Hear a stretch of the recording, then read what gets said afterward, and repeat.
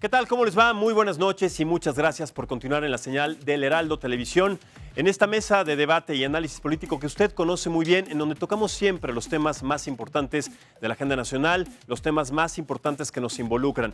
En este caso vamos a hablar acerca de lo que nos ha dejado todo este discurso Andrés Manuel López Obrador acerca de este AMLOfest, de los primeros 6 meses de gobierno del año que se cumplió ya desde el 1 de julio con este triunfo en las casillas. Vamos a platicar de muchos temas, de muchos subtemas que tienen que ver con educación, economía, con seguridad, en fin, tenemos una mesa muy importante. Soy Maximiliano Espejel, bienvenidos, comenzamos. Cuando fui opositor siempre me opuse a la política que aplicaron los gobiernos neoliberales y di la cara y protesté en todas las plazas públicas.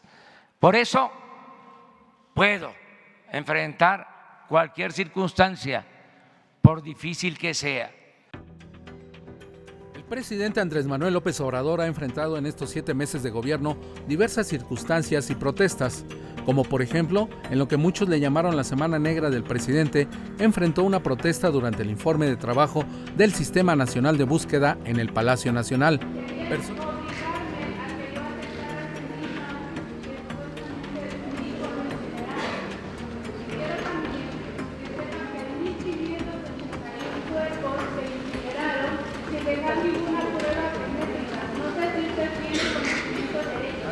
Personas de diversas organizaciones que tienen a familiares desaparecidos le reclamaban la falta de resultados.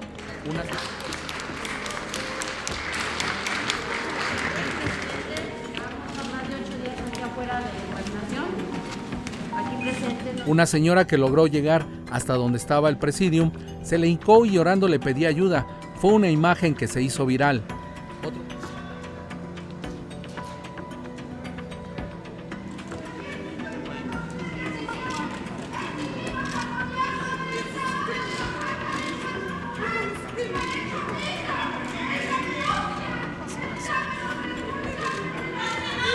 Otro momento álgido para el primer mandatario fue cuando estuvo en Cancún durante su mañanera el pasado 24 de junio.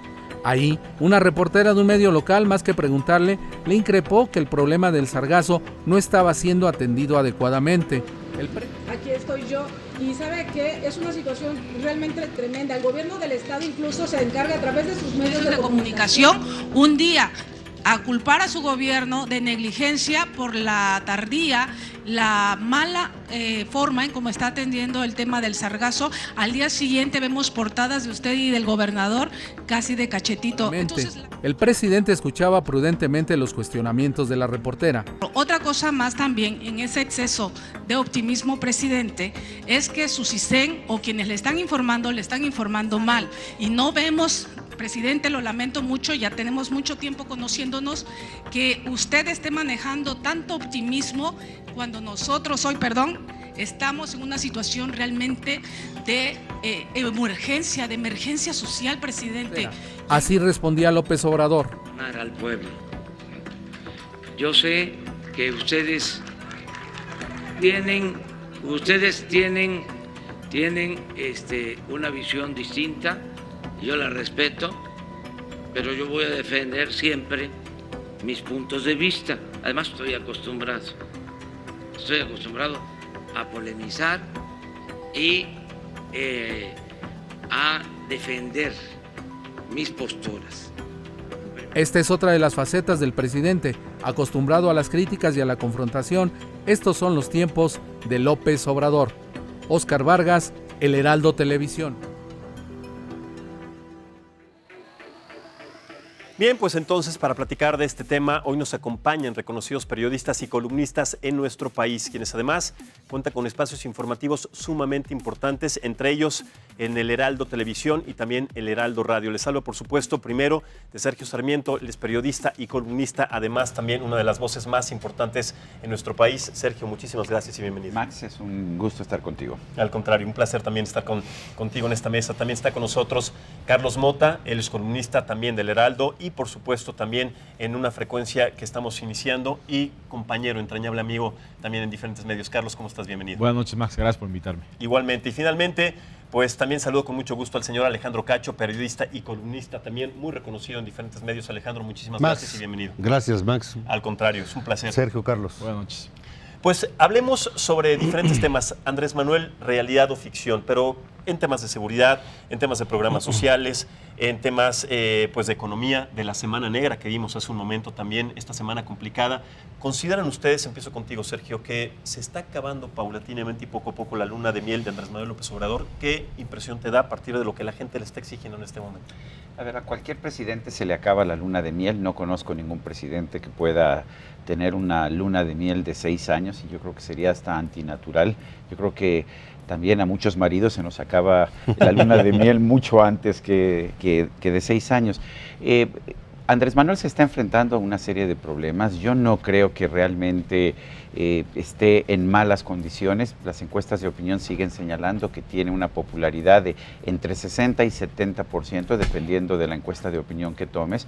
Creo que sigue siendo muy popular. Creo que está cometiendo errores, pero no son errores que la gente común y corriente entienda. Errores como, no sé, la cancelación del aeropuerto o el error de los gasoductos. Ese me parece que es un error que va a costar mucho al país en el largo plazo, pero la enorme mayoría de la gente no entiende que eso sea un error. Sigue siendo un presidente muy popular, es un excelente comunicador, esa es su gran virtud. Ha logrado que la gente esté constantemente buscando sus puntos de vista, escuchando sus conferencias de prensa, y ha hecho el primer trabajo que debe hacer cualquier político, que es saber comunicar y construir su popularidad.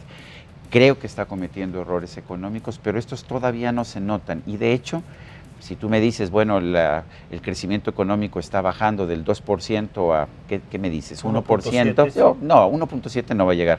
Entre 0.9 y 1.2.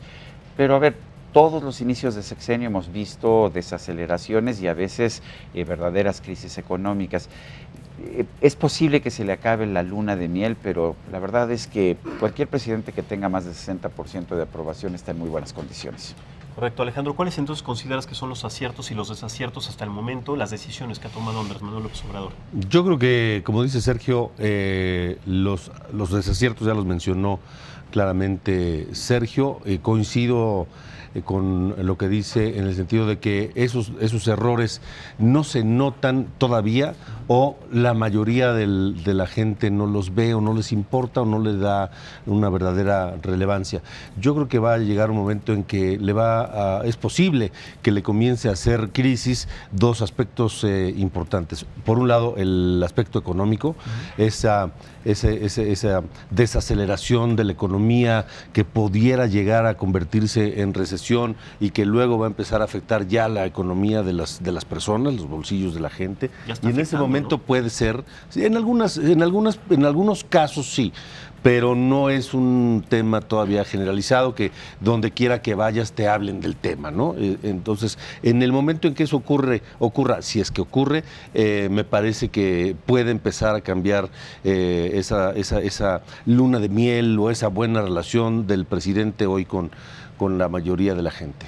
Y el otro tema que puede ser una piedra de choque, me parece, es el tema de la inseguridad, que también es un asunto importante que vemos que está empeorando día con día, semana a semana, mes a mes, y que el argumento de que es la herencia maldita del gobierno anterior, pues en algún momento se le va a acabar. Me parece que no tardará mucho en que eso ocurra. Ahora, ¿qué ha hecho bien él? Pues ha hecho bien lo que ha hecho bien durante toda su trayectoria política, que es manejar la polarización, manejar el discurso de los buenos y los malos, ubicarse él, por supuesto, dentro del lado de los buenos, ubicar junto con él al pueblo como el bueno, ¿no? El pueblo bueno.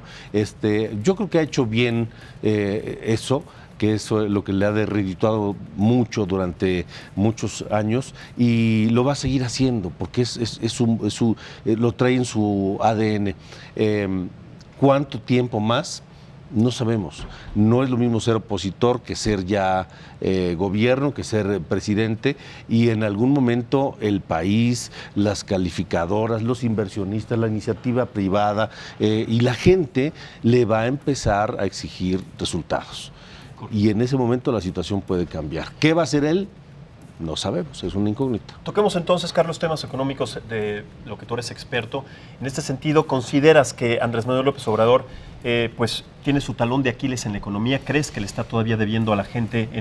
Sobre todo porque él tiene siempre datos que no coinciden con los nuestros, con los demás. Bueno, datos que son alentadores, pero para nosotros... No sabemos cuáles son las fuentes de esos datos, no sabemos de qué se compone, por ejemplo, la proyección que él tiene del PIB, el crecimiento del PIB, él dice va a llegar a un promedio anual de 4%, va a llegar en este año a 2%, pero no sabemos, porque no nos lo dice, si es por las actividades primarias, secundarias o terciarias, no nos dice cuáles son los componentes de la estimación que él está pronosticando para llegar a esas cifras. Entonces yo creo que tiene buenas intenciones y yo diría que hay tres grandes características en esta etapa de arranque de los primeros siete meses de gobierno.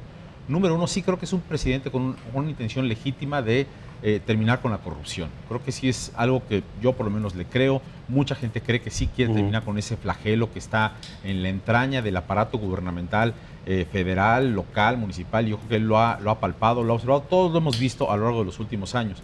Yo creo que es algo muy importante que lo ha puesto como una bandera en donde todos tenemos que pues, apoyar de alguna suerte a ese respecto. Ahora, no sé si eso debe ser la tarea de gobierno más importante. Sí que debe ser una bandera que todos los mexicanos tenemos que terminar con la corrupción, pero no estoy seguro que esa debe ser la bandera de gobierno.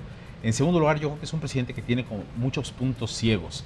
De repente hace algún tipo de actividad y se destapa alguna problemática mayúscula, como el tema de los medicamentos, los insumos médicos, estas licitaciones cambiantes que tuvo en las semanas pasadas, y de repente vimos lo que pasó en los institutos nacionales de salud, en el IMSS, el abasto de los medicamentos y tal. Estos puntos ciegos me parece que no los termina de calibrar muy bien en su existencia, porque cada vez que él quiere activar una política pública distinta a lo que fue en el pasado, aparece rápidamente alguno de estos puntos ciegos y le estalla como una pequeña crisis semanal, y le hemos visto semana tras semana.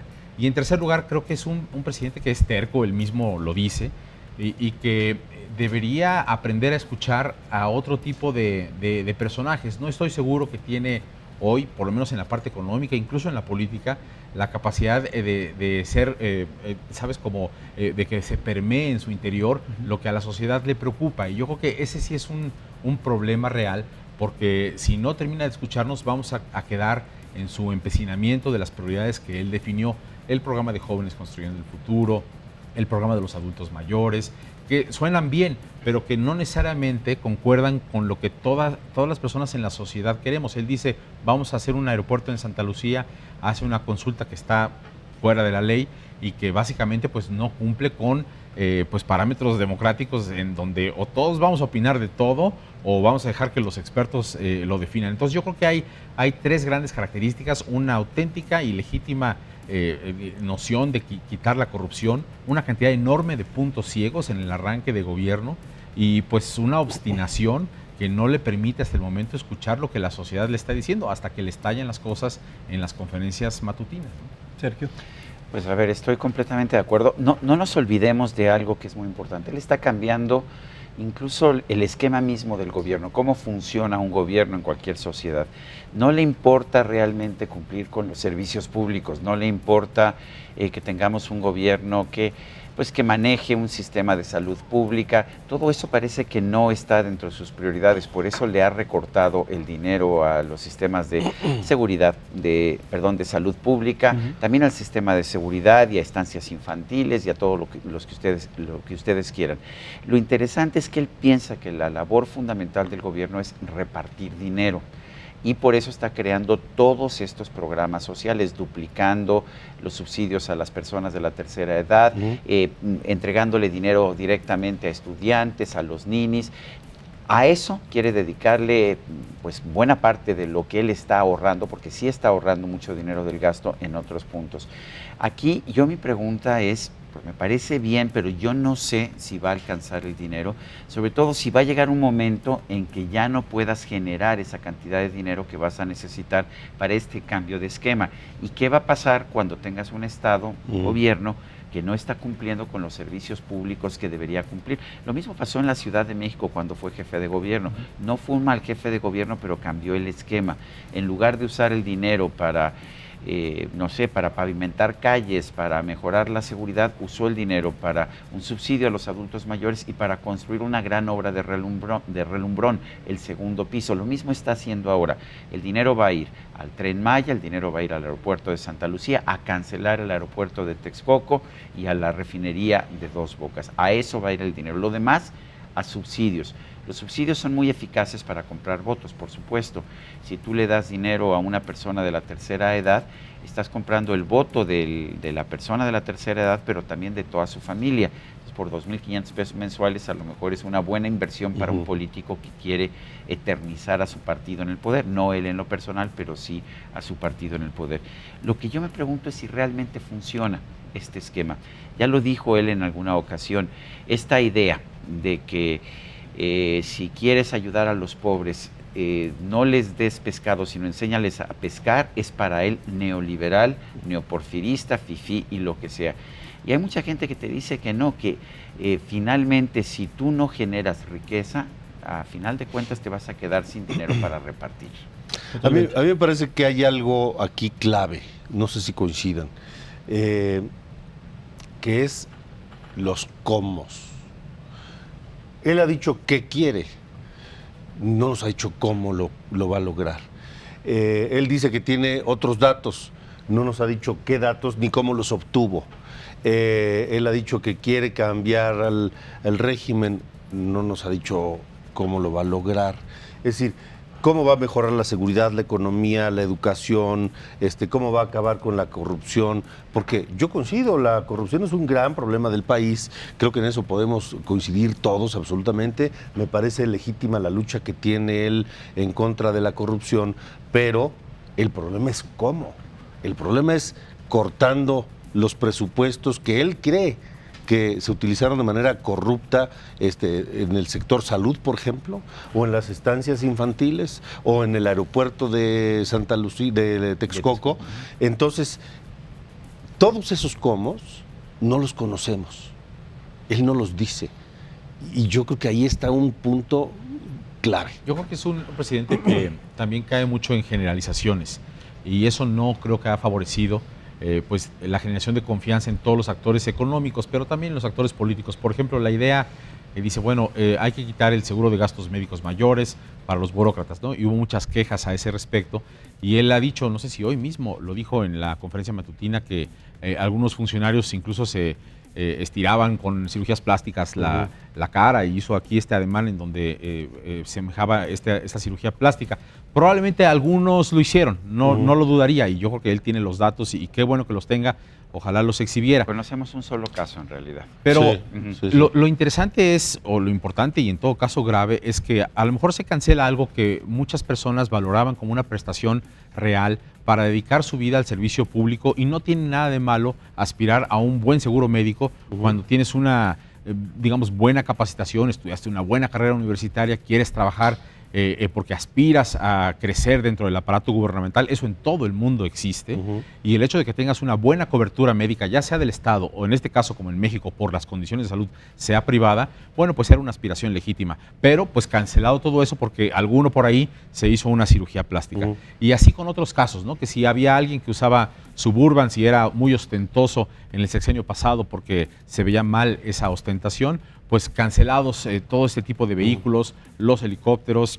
Bueno, el propio secretario de Comunicaciones y Transportes, a mí me han relatado personas que han estado con él que no se quiere subir a helicópteros para hacer obligados vuelos de supervisión, lo que se llama ojo de águila, para ver la infraestructura de comunicaciones, pues porque le han prohibido subirse a un helicóptero, y esto creo que no debería pasar. Este tipo de recortes tan dramáticos simplemente están entorpeciendo o minando la capacidad de burócratas de alto rango que querían trabajar en el gobierno y ya no van a estar ahí, ¿no?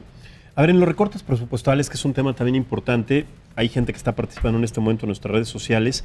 Primero, en este informe que no es oficial, Andrés Manuel López Obrador dice que estos recortes le han representado un ahorro de 113,000 millones de pesos. Pero quiero leer en particular este mensaje. Dice: soy una mujer de 50 años que concursó y ganó una plaza para el servicio profesional de la carrera de CONAMP, y a partir de esta amenazante situación de los recortes del sector comenzaron las rivalidades entre el personal. Padecí un crudo hostigamiento durante mi labor de 10 meses que denuncié en un órgano interno, y mi director general, en lugar de aplicar medidas para establecer el orden, hoy me comunicó que mi plaza ya no existía, vulnerando así mis derechos humanos y laborales.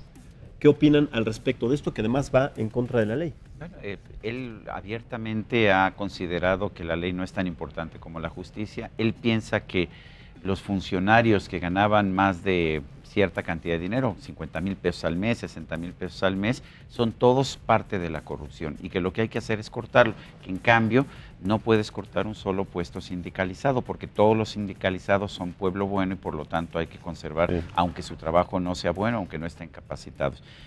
La cantidad de despidos que ha habido, tanto en el gobierno federal como en el gobierno de la Ciudad de México, violando abiertamente los derechos laborales, es increíble. Uno nunca hubiera pensado que un gobierno de izquierda iba a asumir el poder e iba automáticamente a violar los derechos laborales de tantas personas, o despedir a personas por el hecho de que tenían puestos eventuales, o por honorarios, a pesar de que llevaban 30 años trabajando con esos puestos eventuales. Y eran los que sacaban la chamba muchas veces, ¿eh? Sí, usualmente son los que, porque eran los que eran indispensables, y lo hacían.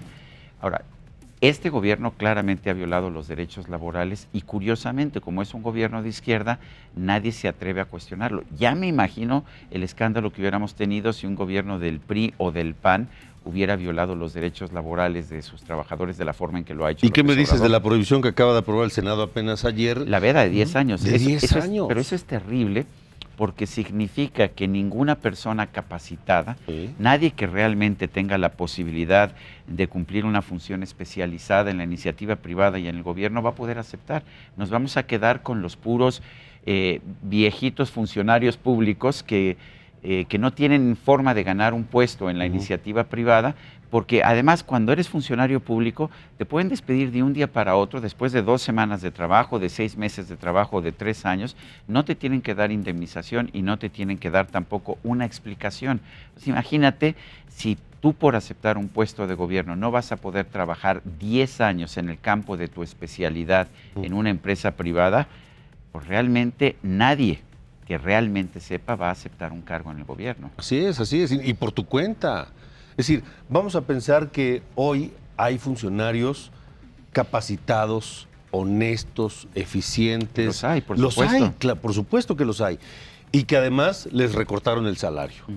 Y que en el momento en que salgan del gobierno no van a poder trabajar en la iniciativa privada durante 10 años por el simple hecho de haber trabajado en el gobierno. Es completamente absurdo. ¿Por qué no? Es violatorio de los derechos laborales de cualquier persona. Nos dicen que es violatorio del artículo 5 de la Constitución, pero en ese caso cualquier veda sería de 1 año, de 5 años o de 10 años. Yo no sé si sea violatorio de los derechos humanos o del artículo 5 de la Constitución. Lo que sí es una muy mala política pública, porque significa que el gobierno no va a poder tener personal calificado. Quizás por eso el presidente ha estado nombrando a personas evidentemente subcalificadas para ocupar cargos en los organismos autónomos como la Comisión Regulatoria de Energía o la Comisión Nacional de Hidrocarburos, porque parece que el presidente le tiene pavor a la gente preparada, a los especialistas. Constantemente está diciendo, los expertos dicen esto, pero yo soy el que sé y yo digo cuál es la solución. Lo que pasa es que pero a mí me aterra. El presidente está definiendo las prioridades que él cree son las que el país requiere atender, y en función de eso ha contratado y nombrado gente que las va a ejecutar, independientemente de si están calificados o no para el tema. En energía es muy claro, ¿no? Porque, bueno, además, ¿quién es experto en este país en construir una refinería si no se ha hecho una en décadas? Yo creo que hay 3 grandes monedas en el aire en este momento. Una, la que estamos describiendo, que es el funcionamiento del aparato gubernamental. ¿Cómo terminará de funcionar esto? Hay enormes huecos, por ejemplo, en COFEPRIS, ¿no?, que es la Comisión Federal de Protección de Riesgos Sanitarios. Es indispensable para todo el funcionamiento de las medicinas, la aprobación, los registros sanitarios. Entonces, esa gran moneda en el aire creo que es algo que importantemente se está abordando acá y que la gente le está preocupando. el tema económico, una segunda moneda en el aire que yo creo que, como tú bien decías, Alejandro, no queda claro si va a terminar de generar confianza o no entre los inversionistas, que es el talón de Aquiles hasta el momento, para saber si crecerá con vigor o no a lo largo del sexenio esta economía. Y en tercer lugar, lo que ya decíamos al principio, la seguridad, que yo creo que es la tarea básica de todo gobierno, brindarnos seguridad pública para que podamos salir de aquí esta noche caminando, no con el temor de que nos pudieran asaltar, cosa que hoy evidentemente no ocurre, ¿no? Porque tenemos todos siempre este temor latente. Entonces yo creo que el presidente está demasiado empecinado con sus prioridades y está dejando de ver estos espacios que a toda la sociedad preocupa. Lo peor es que muchas veces la gente se lo dice y pareciera que no quiere ni escuchar. Este es un tema muy importante. Si les parece, vamos a hacer una pausa para regresar, para hablar de los temas de seguridad. El domingo pasado se inició este proyecto tan ambicioso de la Guardia Nacional con bombo y platillo. Hay muchas expectativas, muchas esperanzas a partir de los resultados que pueda dar. Pero como les digo, hacemos esta pausa y regresamos en esta mesa de análisis en un momento más acerca de este primer año desde que Andrés Manuel López Obrador ganó en las urnas el 1 de julio y estos 6 meses de su gobierno. Vamos y volvemos. Muchas gracias por continuar con nosotros en esta mesa de análisis político. Estamos platicando acerca de lo que ha dejado este primer año después de que Andrés Manuel ganó en las urnas el pasado 1 de julio y 6 meses de su gobierno. Nos quedamos en el tema contigo, Carlos, acerca de la seguridad en nuestro país, una de las demandas más álgidas de la sociedad. El domingo se estableció y se empezó este proyecto de la Guardia Nacional. ¿Qué opinas al respecto? ¿Es un plan y es un proyecto adecuado? ¿Cuánto tiempo tenemos que esperar para ver resultados? Yo creo que tenemos que esperar y ver. Yo creo que sí es un cambio muy fuerte, dramático. No me metería yo, y no me interesa, ¿no?, el tema polémico de si se está militarizando o no la seguridad pública o no.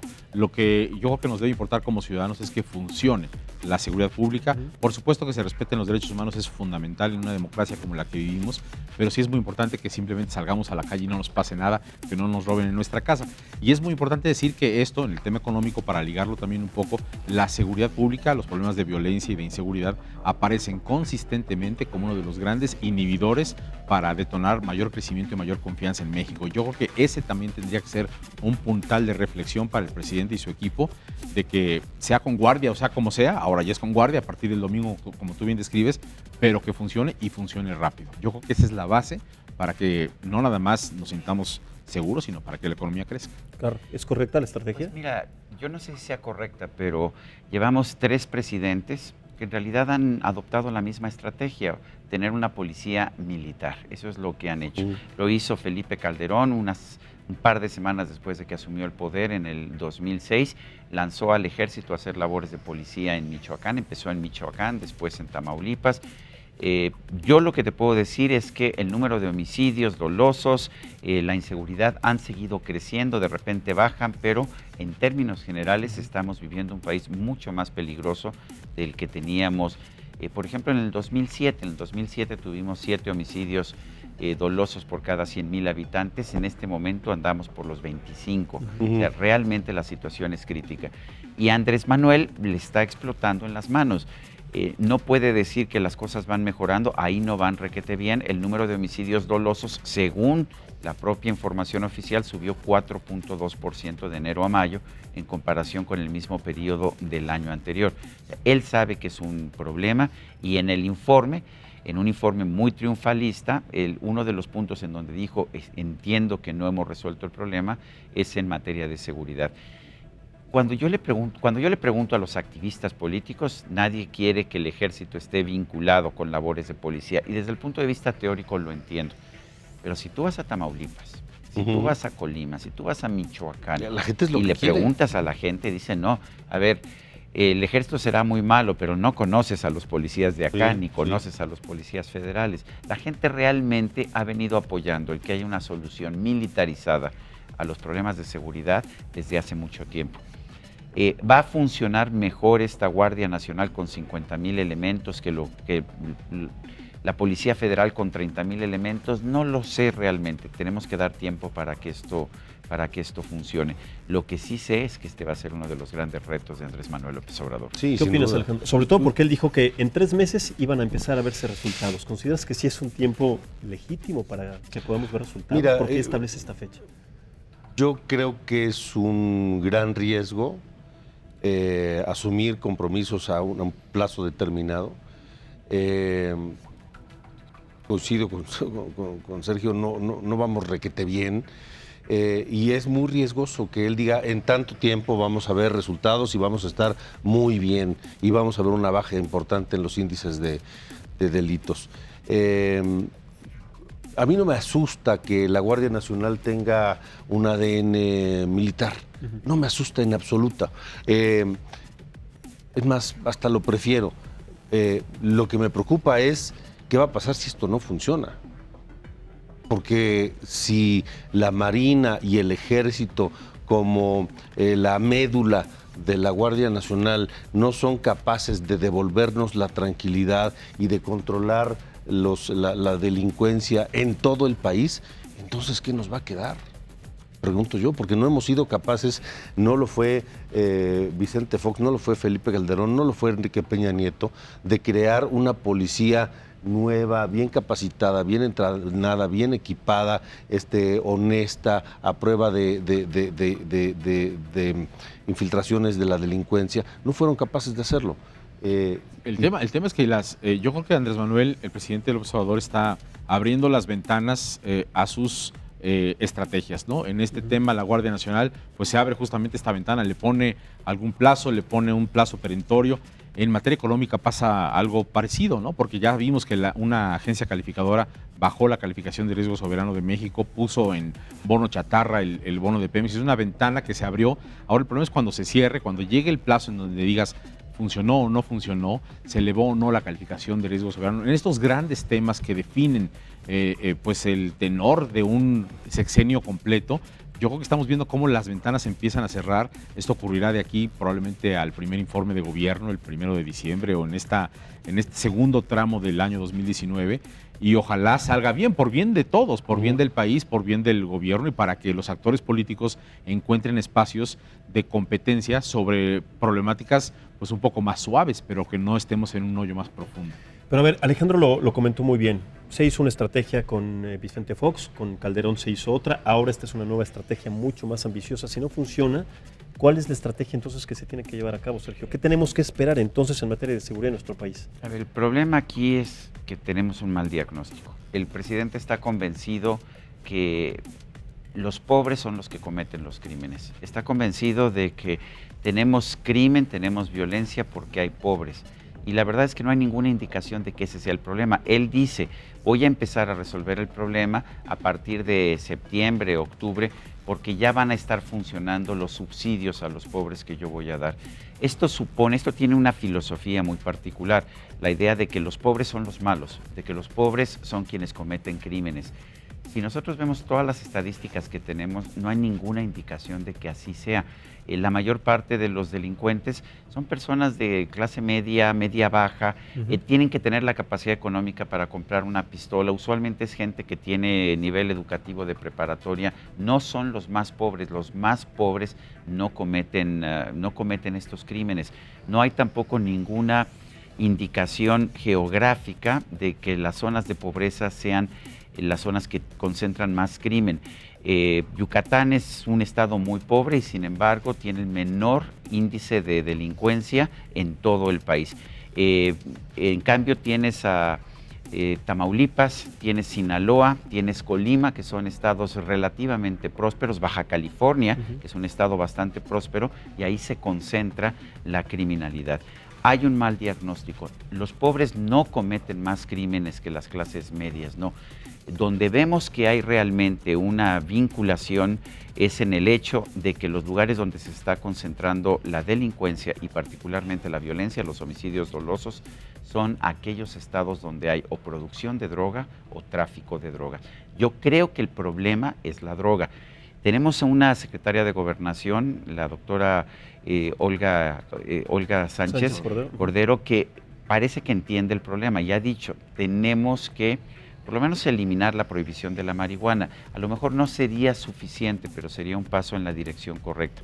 Pero mientras el diagnóstico del gobierno sea que los pobres son los que cometen crímenes y por lo tanto lo que tenemos que hacer es combatir la pobreza con subsidios, yo creo que estamos perdidos, porque no vas a resolver el problema, porque no son los pobres los que cometen los crímenes. Yo le añadiría a la fuerte debilidad institucional que hay en el Poder Judicial, de la Federación y en el Poder Judicial local. Yo creo que es de todos conocidos y todos sabemos que hay una debilidad tremenda en los crímenes de fuero común. En fin, cuando estás en cualquier lugar del país, es muy difícil para ti cuando te cometen un crimen ir a denunciar, levantar un acta, saber que va a haber una investigación policial adecuadamente organizada y que alguien irá llevado a la justicia para tener una sentencia.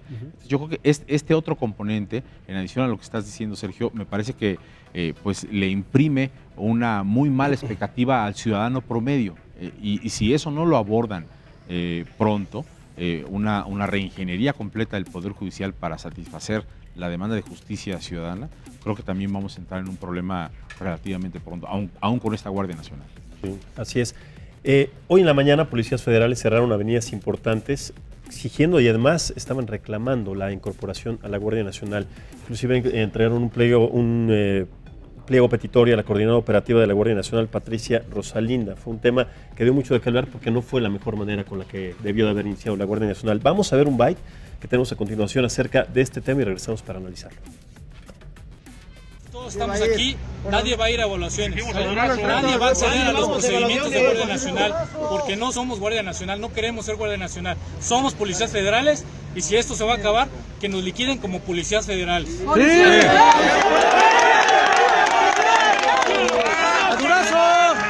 Okay. Sí, aquí el que... Bien. ¡Policía Federal!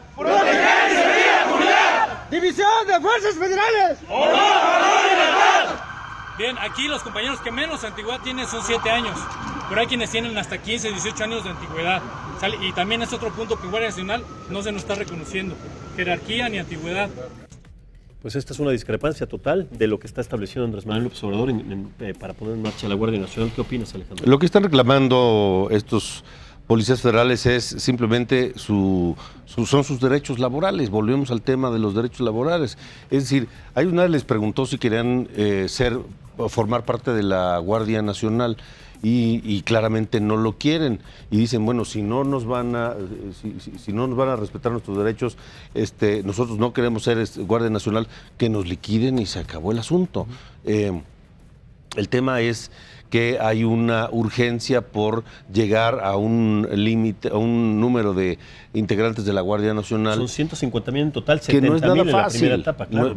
70,000 en la primera etapa, pero de los cuales 26, 28,000 son de la Policía Federal, que ya vemos que no están de acuerdo, por lo menos una parte de ellos.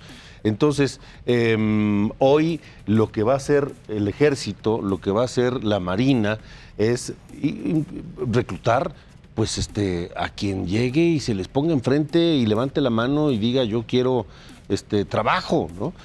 Pero hay un reglamento establecido de que hay condiciones que están esperando para sí reclutar a todas estas personas, que no tengan tatuajes, que no tengan sobrepeso, que tengan ciertas condiciones y características y que además no sobrepasen de cierta edad. ¿Se puede cumplir entonces este proyecto en tan corto plazo, Sergio? Yo sí creo que se puede cumplir, no sé en qué plazo, pero sí se puede cumplir.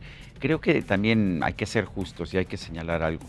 Si realmente se hubieran revelado y hubieran protestado 30,000 miembros de la Policía Federal, bueno, hubiéramos visto un verdadero caos. Una parálisis. Una parálisis aquí y en todo el país. Lo que sabemos es que no requieres de mucha gente para bloquear una carretera. La autopista México-Pachuca la bloquearon 200, en el periférico sur estaban bloqueando 300 quizás, Constituyentes la bloquearon 200. A lo mejor tienes 2,000, 3,000 insatisfechos y a lo mejor hay más insatisfechos, hay 2,000 o 3,000 protestando y a lo mejor tienes otros 10,000 insatisfechos, pero que si entran a la Guardia Nacional van a estar tranquilos y se van a sentir bien. Hay que entender que en el México actual, en que llamas la atención bloqueando vías de comunicación y en que el propio gobierno te ha dicho no voy a levantar ningún bloqueo de vías de comunicación, pues la forma de generar atención es bloquear vías de comunicación, pero esto nos da a veces una imagen falsa de la capacidad de ciertos movimientos para ser un riesgo. Yo no creo que esto sea un riesgo para el presidente López Obrador, más que el presidente ha dicho, y lo dijo hoy mismo en un video, que no se va a despedir a nadie, que a lo mejor no todos entran a la Guardia Nacional. Si alguien no quiere entrar a la Guardia Nacional, no lo van a obligar, eso me queda muy claro. y lo que está diciendo López Obrador, pues se quedan cuidando parques, haciendo labores de policía. A lo mejor no es lo que quieren, pero no los van a despedir. Van a ir a la Comar, por ejemplo, ¿no? A lo que sea, pero no les... A ver, este no es un problema. Es un problema, de hecho, que está manejando muy bien el presidente López Obrador, porque dice, yo soy firme y aunque se me pongan enfrente estos policías, yo voy a echar para atrás el viejo sistema corrupto. Eso lo está manejando bien. No es un problema. A lo mejor le bloquean 2 o 3 días más la México-Pachuca y ahí se va a acabar el asunto. Ahora y él lo sabe. Sí tendríamos que aspirar a que los bloqueos de carreteras, del periférico o de cualquier vía eventualmente se terminen en este país Completamente de acuerdo, pero lo veo difícil. ¿Será verdad? Lo veo complicado. No, porque el propio presidente ya dijo que no lo va a hacer. Entonces, si el presidente dice que no lo va a hacer, de hecho, hoy sí levantaron los policías federales 3 bloqueos. Los de ellos mismos, porque ellos no se levantaron y se retiraron cuando se cansaron. Ellos bloquearon cuando quisieron y se fueron cuando se les antojó. Yo estoy de acuerdo en que no es un problema mayor esto de estos policías inconformes. Sí veo un reto importante lograr el número de efectivos para la Guardia Nacional. Sí. Recordemos, por ejemplo, el caso de la Guardia Civil, se llamaba, en Nuevo León, con el gobierno de Rodrigo Medina, que se pasó reclutando o intentando reclutar elementos para ese cuerpo policíaco que inventó, que creó el gobierno de Rodrigo Medina, que ponía anuncios por todo el país, en el periódico, por todo el país, y no logró juntarlo. Y no lo logró. Así es. Y entonces no sé cómo le va a hacer el gobierno de la República para... Va a depender de cuánto dinero les paguen, porque, a ver, acuérdate que no tuvieron problemas para conseguir choferes de pipa a los que les pagaban 30,000 pesos al mes. Si a los policías les van a pagar 8,000 pesos al mes, como a los actuales, les va a costar trabajo. Si pagan 30,000 pesos al mes, van a tener muchos candidatos. Va a ser más fácil. Si ya ahorraron dinero, pues van a tener, porque están haciendo estos ahorros, ¿no? Pero entonces entramos a otro tema. Si les van a pagar bien, qué bueno, yo estoy de acuerdo. Yo creo que a los policías y a los maestros deberían pagarles muchísimo mejor de lo que hoy les pagan. Pero es una situación de sueldo o de capacitación, porque más allá de que porque no están capacitados. Es todo. Es una mística, es una disciplina, es un orgullo. Tú veías a estos policías inconformes hoy, gritando consignas, orgullosos de ser policías federales. Eso pero estaban gritando, además, estaban reclamando no solamente por no estar de acuerdo de pertenecer a la Guardia Nacional, sino porque decían que sus equipos, las camionetas, sus armas, etcétera, sus uniformes que eran extra largos, no correspondían a lo que ellos necesitaban como mínimo para establecer una condición para la Guardia Nacional. Yo creo que al gobierno le tenemos que dar el beneficio de la duda de que su estrategia de seguridad pública pues al final fue aprobada por el Congreso y tal. Bueno, pues ojalá funcione, ¿no? Yo también creo que ojalá funcione. Ahora, a mí me dio mucha curiosidad una cosa que dijo hoy el presidente en su video. Dijo que se están aplicando exámenes para que solamente los mejores entren y que hay condiciones. Y yo creo que, a ver, un buen policía sí tiene que cumplir con ciertas condiciones. Nada más que yo pienso que es lo mismo con un maestro y, sin embargo, no quiere esos mismos exámenes, esas mismas condicionamientos para contratar a maestros que, a final de cuentas, van a ser más importantes que los policías que contratemos hoy. Por supuesto, Andrés Manuel también tiene una respuesta al respecto. Vamos a escucharla porque él sabemos que siempre tiene una respuesta de estas crisis que no sabe manejar más que respondiendo. No, vamos a escucharlo. Hay muchas resistencias porque estaba mal lo de la Policía Federal. Se echó a perder, sobre todo cuando pasó a formar parte de Gobernación. Ahí se relajó la disciplina y se cometieron abusos, muchos abusos. Entonces, pues estaban mal acostumbrados algunos y por eso la protesta.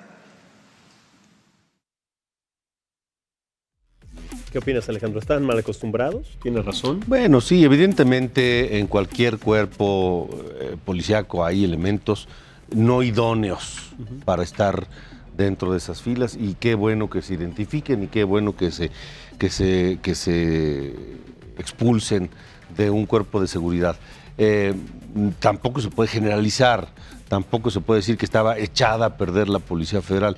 Mira, tenemos que recordar que en esto de los cuerpos de seguridad, la mística, la disciplina, son factores muy importantes. Lo que mencionabas hace un rato de los uniformes es, tal vez a nosotros no nos parezca tan importante, tal vez a la gente que nos ve, pues dicen, bueno, pues, y si los uniformes les quedan grandes, pues ¿qué más da? Pero no era un poquito, ¿eh? No era un poquito, claro, sí, pero es que además es el orgullo, Sí. es el orgullo. Claro, ¿Tú cómo te presentas como autoridad ante cualquier persona para que esa persona de entrada te respete y te obedezca? Con un uniforme Sí, que peor que el de persona que llama. Cantinflas. Sí. Yo ¿no? creo que uno de los episodios futuros que vamos a ver es uno de dos, y a mí me preocupa un poco cuándo ocurra, porque yo no veo cómo no puede ocurrir. Uno puede ser o que se violen derechos humanos de parte de esta nueva guardia, que es algo que no quiere el presidente, que nadie quiere. Pero le aseguró que estaban capacitados en este Sí, prototipo, pero estos o pasa eso protocolos. y alguien lo graba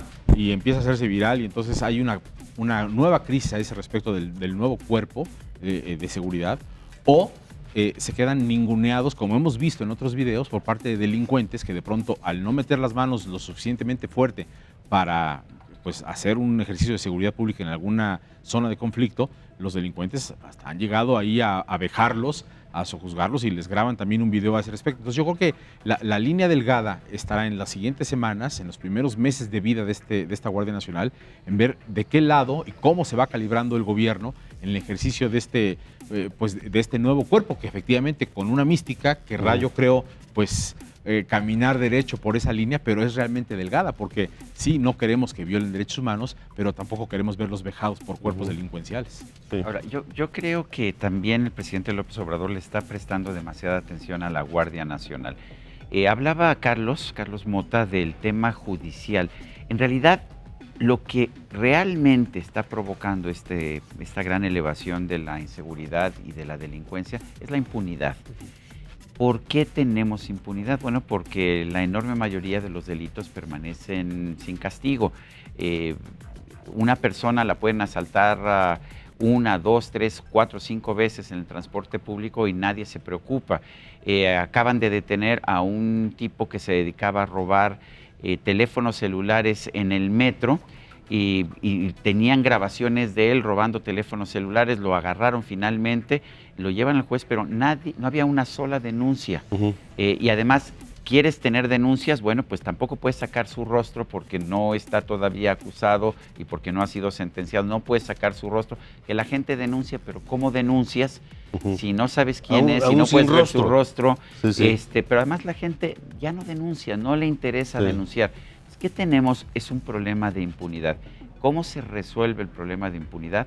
Parte es la labor preventiva. La Guardia Nacional va a realizar labor preventiva. Está reemplazando a lo que en su momento fue la Policía Federal y la Policía Federal Preventiva, su función es preventiva.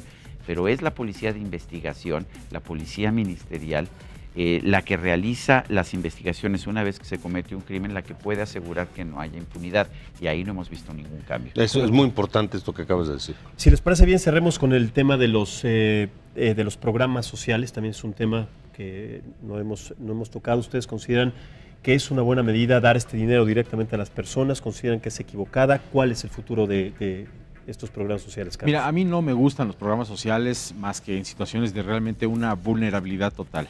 Yo creo que este gobierno fue directo a prometer eso a su electorado, así lo está cumpliendo con el dinero de todos nuestros impuestos, y bueno, pues también ojalá funcione. Yo creo que la mejor forma de habilitar a la escalera social a cualquier pueblo, en este caso México, es dar herramientas y no subsidios. Entonces a mí me gustaría ver más eso. Ahora, no es lo que estamos viendo tal cual un subsidio directo y programas sociales a diestra y siniestra, bajo lo que el propio presidente dijo. Yo creo que vamos a ver que es difícil que la maquinaria completa de movilidad social y de méritos funcione con este tipo de programas. Yo creo que vamos a ver más bien la eternización de una base electoral que obedecerá a lo que este gobierno le está repartiendo, lo cual es una calamidad. Y vamos a ver que hay una problemática mayúscula de que no hemos logrado crear un programa de movilidad social adecuado para que funcione una meritocracia en buenos términos. Pero manera de no sé, de estrategia? ¿No consideran esto como una especie de proyecto de clientelismo para las elecciones del 2021, Alejandro, Sergio? Alejandro. Sí, yo creo que sí, por supuesto. Y el presidente está jugando su estrategia por esta vía de la entrega en efectivo directa a la gente que, pues con tal de recibir una ayuda, 1,000, 2,000, 3,000 pesos al mes, si tienes un estudiante de preparatoria y luego uno que no estudia ni trabaja, y luego si tienes un par de abuelitos en la familia y una madre soltera, pues ya juntas algo de dinero al mes, sin mover un dedo, Sí. Sin mover un dedo. Entonces, a eso es a lo que le está apostando. Yo tampoco soy partidario de esos mecanismos, de esos programas, pero entiendo que pues es muy fácil estirar la mano y ya. No veo bajo este esquema populista, opaco, de entrega de recursos directa, que eso genere una movilidad social y que genere realmente verdaderos beneficios a los ciudadanos. Es simplemente un mecanismo de vivir día a día, ya. No, a mí hay adultos mayores ¿Y cuánto tiempo puede alcanzar? De gente de clase media alta que me dice, recibo mi dinero y no lo necesito, ¿no? ¿Por qué me lo dan a mí, no? Pero bueno, se lo dan porque es parejo, ¿no? Claro, Sergio. A ver, yo en alguna ocasión entrevisté a Felipe González, que fue presidente del gobierno español, socialista, venía del Partido Socialista Obrero Español, y él me dijo que cuando asumió el cargo, él quería sacar a España de la pobreza. España fue un país que era más pobre que México hasta los años 60, y él quería hacer de España un país verdaderamente moderno y quería realmente combatir la pobreza. Y me dijo a mí, este es un verdadero izquierdista, me dijo, yo quería combatir la pobreza, quería eliminar la pobreza, y yo sabía que no funcionaba quitarle el dinero a los ricos para repartirlo entre los pobres. ¿Qué fue lo que hice? Eso es lo que me dijo Felipe González. Lo que hice fue, en primer lugar, eliminar las restricciones, eliminar los controles de cambios, privatizar las empresas petroleras y de energía, las de electricidad, eliminar las restricciones a la inversión, promover la inversión, construir infraestructura, tener escuelas de mejor calidad. Y lo que hice también fue globalizar a España, introducirla en los mercados internacionales, en el mercado turístico, en el comercio, en la producción de automóviles, e incorporar a España a la Unión Europea o la Comunidad Económica Europea, como se llamaba en aquel entonces. Esa es la forma en que España pasó de tener un Producto Interno Bruto más bajo que el de México a tener un producto más del doble que el de México. Se convirtió en un país rico y que se nota en todo, desde los deportes, la selección nacional de fútbol, hasta el nivel de vida de la gente en España. Yo creo que un hombre de izquierda debería combatir la pobreza, y la pobreza no se elimina con subsidios. Al contrario, cuando tú empiezas a subsidiar la pobreza, generas un incentivo perverso para que la gente siga siendo pobre. Porque si dejas de ser pobre, ya no te dan el subsidio.